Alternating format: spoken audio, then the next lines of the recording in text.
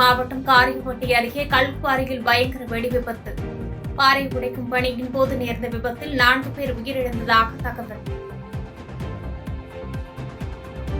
ஏற்காடு மலைப்பகுதியில் தனியார் பேருந்து விபத்துக்குள்ளானதில் உயிரிழந்த 5 பேரின் குடும்பத்தினருக்கு முதலமைச்சர் மு க ஸ்டாலின் இரங்கல்.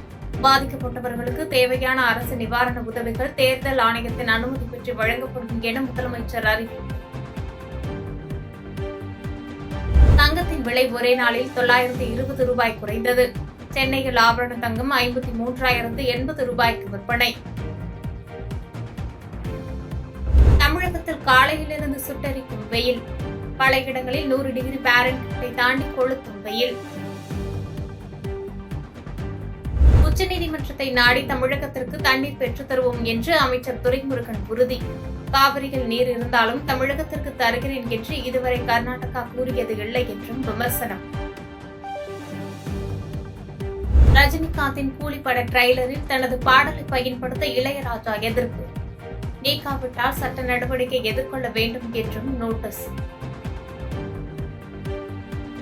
ஏற்காடு பேருந்து விபத்து தொடர்பாக ஓட்டுநரின் மீது 5 பிரிவுகளின் கீழ் வழக்கு பதிவு. ஓட்டுநர் உரிமத்தை ரத்து செய்யவும் போக்குவரத்து துறையினர் நடவடிக்கை. டெல்லியில் 4 தனியார் பள்ளிகளுக்கு வெடிகுண்டு மிரட்டல்.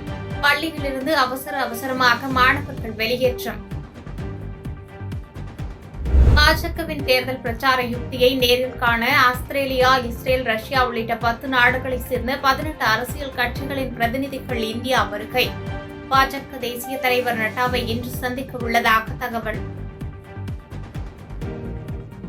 கொடைக்கானல் பேரிஜம் ஏரிக்கு சுற்றுலா பயணிகள் செல்ல தடை. மறு அறிவிப்பு வரும் வரை தடை தொடரும் என்று வனத்துறை அறிவிப்பு.